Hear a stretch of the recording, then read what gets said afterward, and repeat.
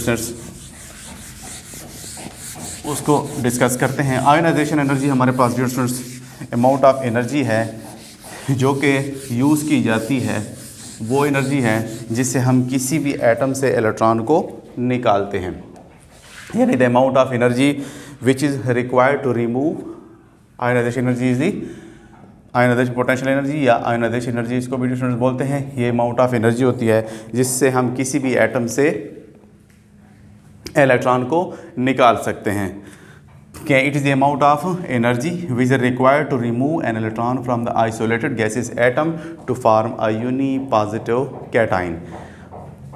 कि हमारे पास for example हमारे पास अगर सोडियम है, इसमें से हम अगर इलेक्ट्रॉन को निकालते हैं तो डियर स्टूडेंट्स हमारे पास हमें एनर्जी देनी पड़ेगी इसको तकरीबन, यानी यूनी पॉजिटिव कैटाइन बनाने के लिए इसमें से जो एक इलेक्ट्रॉन लूज़ करवाया है उसको हमें एनर्जी देनी पड़ेगी तकरीबन डियर स्टूडेंट्स देखा गया है कि 495 किलो जूल पर मोल एनर्जी रिक्वायर्ड होती है इसमें से इलेक्ट्रॉन को निकालने के लिए। इसी तरह हमारे पास हाइड्रोजन में से इलेक्ट्रॉन निकाले डियर स्टूडेंट्स तो हमारे पास इसको जो प्रोटॉन बनता है इलेक्ट्रॉन रिमूव करने से, उसके लिए जो हमारे पास है वो है एनर्जी तकरीबन 13 किलो जूल पर मोल, 1313 किलो जूल पर मोल एनर्जी रिक्वायर्ड होती है। इसी तरह मैग्नीशियम की अगर हम बात करें तो मैग्नीशियम में से इलेक्ट्रॉन निकालने के लिए हमारे पास तकरीबन 738 किलो जूल पर मोल एनर्जी निकालनी होती है। और अगर स्टूडेंट अगर एल्यूमिनियम की बात करें तो एल्यूमिनियम में से इलेक्ट्रॉन निकालने के लिए स्टूडेंट्स हमारे पास तकरीबन 576 किलो जूल पर मोल एनर्जी लगानी पड़ती है। डियर स्टूडेंट्स ये क्यों ऐसा है? क्योंकि एटम के अंदर इलेक्ट्रॉन जो होते हैं ये बाउंड होते हैं न्यूक्लियस के ज़ेर असर होते हैं और न्यूक्लियस इसको खींचता रहता है अपोजिट चार्जेस की वजह से, ये इसको फ्री नहीं छोड़ता। तो इसको यहाँ से फ्री करवाने के लिए हमें इसको एनर्जी देनी पड़ती है ताकि इसको हम यहाँ से निकाल सकें। इसके अट्रैक्टिव फोर्सेस को तोड़ना पड़ता है, न्यूक्लियस के फोर्सेस को तोड़ना पड़ता है इलेक्ट्रॉन को निकालने के लिए। तो हमारे पास ये हमारे पास आयोनाइजेशन एनर्जी कहलाएगी। ये इतनी एनर्जी हमें एटम के अंदर देनी पड़ती है ताकि इस इलेक्ट्रॉन को हम यहाँ से निकाल सकें। और ये डिफरेंस हमारे पास डिफरेंट एटम्स के लिए डिफरेंट है, डिपेंड करता है उसके इफेक्टिव न्यूक्लियर फोर्स के ऊपर न्यूक्लियस का कि वो कितने उसके ऊपर फोर्स लगा रहा है। डियर स्टूडेंट्स अगर हम इसकी भी ट्रेंड्स की बात करें तो लेफ्ट टू राइट हमारे पास पीरियोडिक टेबल के अंदर आयोनाइजेशन एनर्जी बढ़ रही होती है, क्योंकि left to right number of proton nucleus के अंदर बढ़ते जाते हैं, एटॉमिक नंबर बढ़ता है। इस नंबर बढ़ने से स्टूडेंट्स आप जानते हैं कि नंबर ऑफ प्रोटॉन बढ़ते हैं, नंबर ऑफ प्रोटॉन बढ़ते हैं तो इलेक्ट्रोस्टैटिक फोर्स ऑफ अट्रैक्शन जो है न्यूक्लियस और इलेक्ट्रॉन के दरमियान बढ़ती जाएगी और हमारे पास इसका साइज़ भी कम होता जाएगा और आयोनाइजेशन एनर्जी भी बढ़ती जाएगी डियर स्टूडेंट्स। लेकिन अगर हम टॉप टू बॉटम ग्रुप्स के अंदर आएँ तो शेल दर शेल ऐड हो रहे होते हैं और साइज़ में इजाफा हो रहा जाता है, जिसकी वजह से ये वैलेंस इलेक्ट्रॉन न्यूक्लियस से दूर होता जाता है और इसको अट्रैक्टिव फोर्सेस कमज़ोर पड़ दी जाती है, जिसकी वजह से इसको निकालना आसान हो जाता है। लेकिन यहाँ पर कुछ ऐसे ट्रेंड्स हैं जिसको हम डिस्कस करते हैं, यानी कुछ फैक्टर्स हैं जो आयोनाइजेशन पोटेंशियल के एनर्जी को अफेक्ट करते हैं। जैसे हमारे पास एटॉमिक साइज़ है, atomic size dear students atomic size जैसे अभी मैंने बताया कि जितना छोटा होगा कोई भी एटम तो उसके इलेक्ट्रॉन उतने ही करीब पड़े होंगे, उसके ऊपर इफेक्टिव न्यूक्लियर चार्ज न्यूक्लियस का उतना ज़्यादा होगा और उसमें से इलेक्ट्रॉन निकालना कदरे मुश्किल होगा। यानी एटम जितना छोटा होगा उसका आयोनाइजेशन पोटेंशियल एनर्जी उतनी ही ज़्यादा होगी एंड वाइस वर्सा, जितना भी एटम बड़ा होगा उसका आयोनाइजेशन पोटेंशियल उतनी कम होती जाएगी।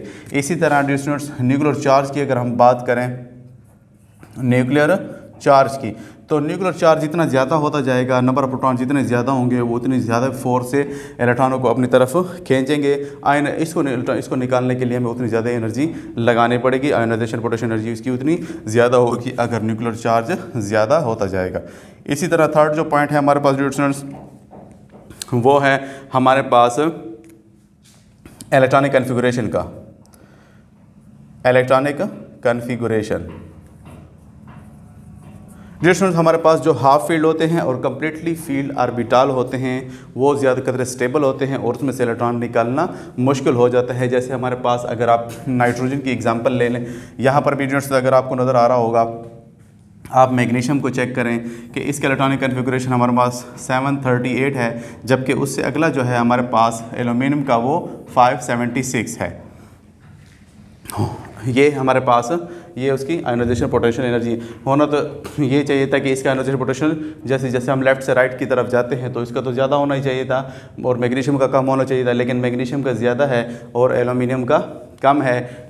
ये क्यों? क्योंकि हमारे पास मैग्नीशियम के अंदर जो एटॉमिक ऑर्बिटल है, एस ऑर्बिटल है, वो कम्प्लीटली फील्ड यानी एस में 2 इलेक्ट्रॉन हैं और कम्प्लीटली फील्ड और हाफ फील्ड जो एटॉमिक ऑर्बिटल होते हैं उसके आयोनाइजेशन पोटेंशियल एनर्जी ज़्यादा होती है। नाइट्रोजन की अगर एग्जांपल देखें, नाइट्रोजन हमारे पास इन्वायरमेंट में स्टूडेंट्स हमारे पास 78% पाया जाता है और ये इसलिए भी है स्टूडेंट्स के ये तकरीबन इसके जो अगर आप शेल चेक करें एटॉमिक कन्फिगरेशन अगर इसके 1s2 2s2 and 2p3 P में मोस्टली हमारे पास स्टूडेंट्स 6 इलेक्ट्रॉन आते हैं, लेकिन यहाँ पर देखें 3 है यानी हाफ फील्ड है और हाफ फील्ड जो वाले एटम जितने भी होते हैं हमारे पास वो स्टेबल होते हैं, उसमें से इलेक्ट्रॉन निकालना मुश्किल होता है। स्टेबल होने की वजह से उसमें से उसकी इलेक्ट्रॉनिक कन्फिगरेशन यानी स्टेबल होने की वजह से उसके आयोनाइजेशन पोटेंशियल एनर्जी ज़्यादा होगी।